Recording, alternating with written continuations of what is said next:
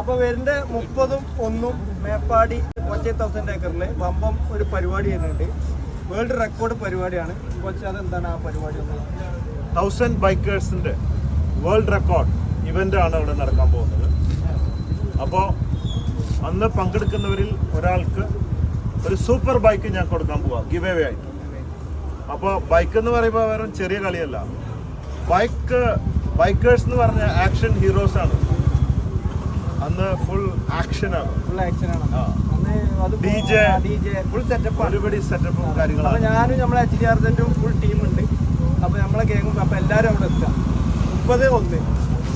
Okay അല്ലേ? Conquer the world with you. Love you everybody.